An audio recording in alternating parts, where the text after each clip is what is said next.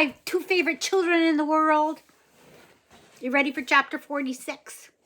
It's called The Spring. With each passing day, the sun climbed a little higher and its rays grew a little warmer. The last patches of snow melted away and the color returned to the land. The pasture, the fields, the trees, they were all turning bright green, and the air slowly filled with the fresh smells of spring. Many of the cows had been steadily growing bigger, and now calving season had arrived.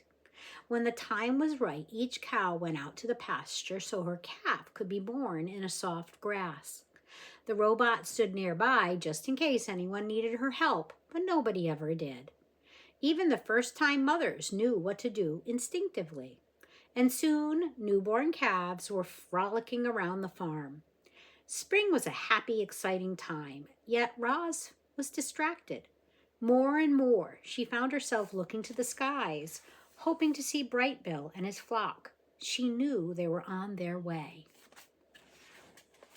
Chapter 47, The Dinner.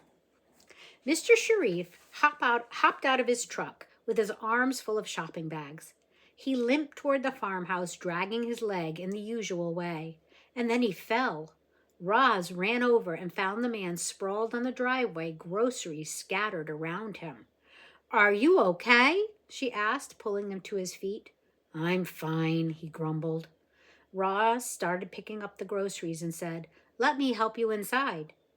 A minute later, the two of them were stepping into the house. Jackets and hats hung from pegs on the wall. Shoes were lined up beneath a bench. The man peeled off his boots and hollered, "Kids, it's time to cook dinner!" Footsteps pounded across the ceiling, and the children came flying down the staircase with their dog. "Is Roz having dinner with us?" said Jaya. "Roz doesn't eat," said Jad. "I know that, but she could sit with us." "How about it, Roz?" said Mr. Sharif. "Care to join us for dinner?" The robot stared at the family. The family smiled at the robot. "What would you like me to do?" said Roz. In a very proper voice, Jad said, "I would greatly appreciate the pleasure of your company for dinner." In a very improper voice, Jaya said, "I ordered you to stay for dinner." The children didn't wait for a response. They snatched the groceries from Roz and scampered off. Oscar ran after them, barking, "Is that food? It smells good. I want food." The wooden floor creaked as Roz followed Mr. Sharif through the living room. A comfy chair and a sofa faced a darkened electronic screen. Above the fireplace hung a painting of a familiar old barn. Doorways led to other rooms. Roz glanced into Mr. Sharif's office and saw a portrait of his family, including his wife. Mrs. Sharif was pretty with dark curly hair and a bright smile. It was the same smile Roz saw on the children. "Look, Jay is crying like a baby," came Jad's giggly voice from the kitchen. When Roz walked in, the girl was chopping an onion with tears streaming down her cheeks. "Roz, I order you to chop this onion for me," said Jaya, wiping her tears. The robot picked up a knife, and in a flash, the onion was perfectly chopped and dumped into a bowl. Clearly, Roz was designed to chop onions. "Roz, I order you to take the night off," Mr. Sharif laughed. "The children and I want to cook. We enjoy it."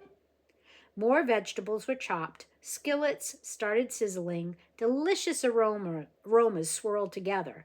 And before long, a magnificent meal was set on the dinner table. Oscar positioned himself below to catch food scraps, and everyone else took a seat. Mr. Sharif turned to his daughter. "Would you like to say grace?"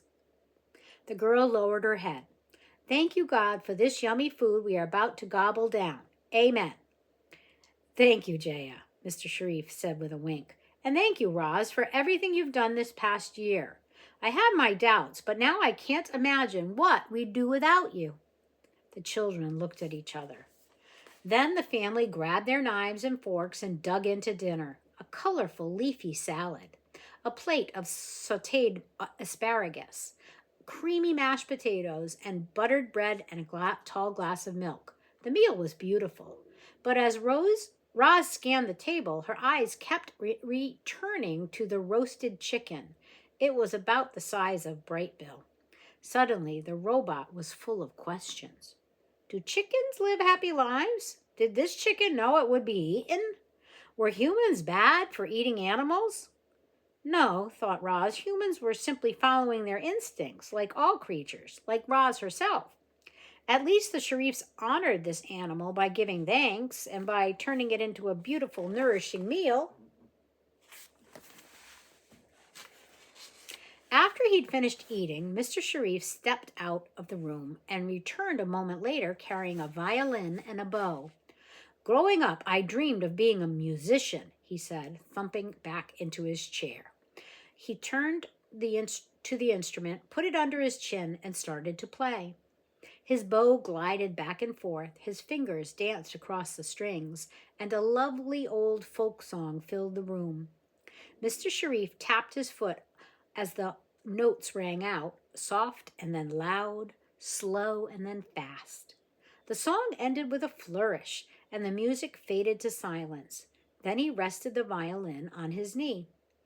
This instrument has been in our family for a very long time, he said, since the days when Cyrus Sharif first built the farm. Cyrus Sharif. Roz knew that name. She unsnapped a pocket on her tool belt and pulled out the small journal. I discovered this in the old barn, she said, handing it over. The children huddled around their father as he took the journal. They read their ancestor's name on the cover. Then they carefully opened it and turned the brittle pages. I've never seen this journal before, said Mr. Sharif. It's a piece of our family history. Kids, look at how they used to milk cows.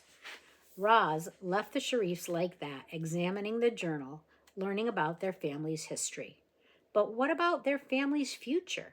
Their lives were difficult. They needed help, and Roz was about to run away forever. As she marched back to the barn that night, the robot felt something like worry and confusion and guilt. They do seem to need her quite a bit. Chapter 48, The Return. The robot's feelings of worry and confusion and guilt went away as soon as she heard her son's voice echoing across the farm. Ma, we're back! Brightbill's flock appeared above the pasture, flapping and honking and laughing. They glided down to Roz, and Brightbill took his place on his mother's shoulder. I told you we'd keep your son out of trouble, squawked Loudwing. Thank you, everyone, the robot spoke in her most cheerful voice. It is so good to see all of you again. The cows trotted over, grinning and happily mooing to the geese, while the herd and the flock caught up with each other. Roz and Brightbill slipped away to speak privately. What's the plan, Ma? Said Brightbill. The plan is simple, said Roz. Tonight, under the cover of darkness, I will run away from this farm, and then you and I will begin our journey home. Chapter 49 is called The Goodbyes. The evening was full of sad goodbyes. The first goodbye was between the flock and their young leader. The other geese wanted to help Roz and Brightbill get home, but the journey would be dangerous, and Brightbill refused to put his flock at risk. He demanded they return to the island without him. The geese could feel their instincts urging them onward, and they knew Roz and Brightbill might look after each other, so they said their goodbyes and took off into the night sky. The next goodbye was between the robot and the cows. Roz marched into the pasture one last time as the herd gathered around. I guess this is it, said the robot. Thank you all for being so kind to me. Annabelle sniffed and said, I really hate goodbyes, but I'm glad you're going home where you belong. I just wish there was some way I could be helpful. Actually, there is something you can do. Roz unsnapped a pocket of her tool belt and took out the transmitter. You can hold on to this for me. Hopefully it will take a few days for Mr. Sharif to realize I am gone. Annabelle smiled as the robot gently tucked the small device under her collar. Lily and the other calves suddenly swarmed around Roz and nuzzled her legs. They all had tears in their eyes. Tess wanted to lighten the mood, but she couldn't think of anything funny to say. The other cows called out to their friend, "We'll miss you, Roz. Get home safely. Don't forget about us." Roz waved to the herd. She said a silent goodbye to all the farm machines parked in the shed. Then she followed the driveway out to the fields, with Bright Bill on her shoulder and the children by her side. The last goodbye was the hardest of all. Everyone was quiet as they walked through the silvery moonlight, past rows and rows of sprouting crops and out onto the farthest corner of the farthest field. Roz turned and faced Jaya and Jad. She looked past them, back to the distant lights of the farm buildings. "I have prepared the farm for my departure," said Roz. "It will take care of itself for a while, but not forever." "We can manage things, at least until we get another robot," said Jad. "This place won't be the same without you, but we'll be okay." "What will you tell your father?" asked Roz. "Well, that's for us to worry about," said Jaya. "You just worry about getting home." Roz glanced down at the tool belt strapped across her desk. "Would you like this back?" "No, we would not," said Jad. "It was a gift for you," said Jaya. The girl pulled her brother and her robot into a big hug. Beneath the sounds of the crickets were the sounds of the children crying. Aww.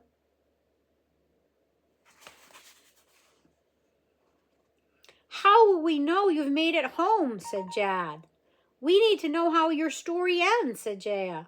The robot muttered some animal words to her son and then said to the children, "If a goose ever visits this farm and presents you with a feather, you will know that I am home."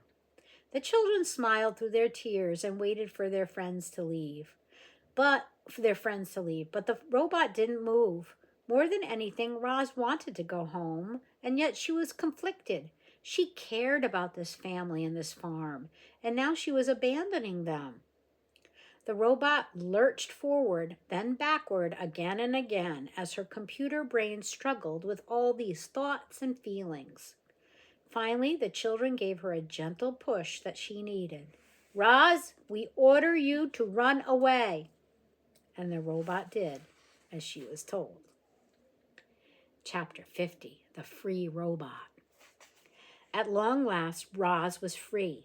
But as she ran away from Hilltop Farm, she didn't feel free. She felt something more like fear. She feared being seen and captured and destroyed. She feared for her son's safety. So Roz camouflaged herself. She avoided the fields and kept to the trees. And with Bright Bill as her guide, she carefully crept north through the farm country. The wild robot's long journey home had begun. Chapter 51 is called The Airship. The sun was up and our friends were on the move. They were traveling quickly and quietly along a narrow strip of forest that cut between vast crop fields. If not for the nagging fear of being spotted, it would have been a very pleasant hike.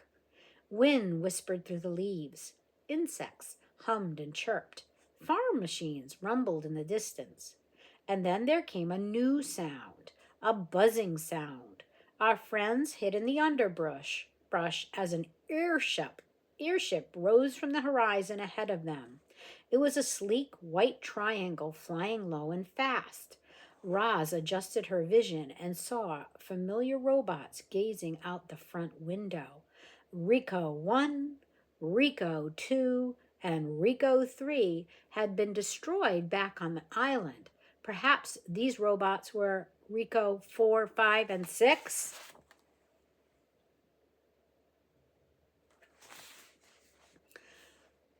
"They're flying toward Hilltop Farm," said Bright Bill. "We need to keep moving," said Roz. The airship disappeared to the south, and the travelers continued north at a faster pace. They hurried through more strips of forest, passing squirrels and birds and groundhogs and other friendly creatures. But the robot and the goose had no time to chat. Later that day, the trees came to an abrupt end. Roz and Brightbill stood at the forest edge and faced an ocean of wheat. The wheat was still young and green. It gently waved in the wind and spread out as far as they could see. "What should we do?" said Brightbill. "We need to keep moving," said Roz, staring across the plains. "But I am not safe in the open. There must be more trees out there somewhere." "I'll take a look," said Brightbill, and the goose launched himself skyward. Up, up, up he went, high into the air, until he finally stopped and floated, just a tiny winged shape against the blue, and then he dove back to his mother. "There are trees in that direction," said Brightbill, pointing. "It's far, about 30 minutes at top speed." "Then we'd better get started," said Roz. Our friends burst out from the underbrush, the robot sprinting through the fields, the goose flying by her side. Roz had to concentrate to keep from slipping in the soft, muddy soil. But she stomped on, and far ahead, another line of trees slowly climbed into view. Brightbill suddenly swooped up and out of sight of his mother, as his mother kept running. Then he lowered back down beside her and squawked, "The airship is returning!" Behind them, a tiny white triangle rose up from the horizon. It was growing larger and louder by the second. If Roz was seen, her newfound freedom and her life would be over. She couldn't take any chances. "Go on without me," hollered the robot, and she dropped to the ground. Brightbill hoped his mother knew what she was doing, and he flew on without her. Once he reached the trees, he perched himself on a branch and looked back. His mother had vanished. The airship, however, seemed to fill the sky. Its shadow flitted across the ground where Roz had just been. But the ship didn't see her, and it detected no electronic signal, so it kept going, racing above the trees and over the next field. Its engine noise gradually faded, and it disappeared to the north. "You can come out, Ma!" squawked Brightbill from his branch. A column of wheat stood in the field. The robot had rushed her camouflage, and it crumbled off her body when she started to march. As she approached the trees, Roz looked at Brightbill in the branches and said, "We need to keep moving." I'll stop there. Ooh, I'm still feeling sad about the family. I'm worried about them. But I want her to find her home again. We'll start again next time. Here are kisses for until we read again. I love you.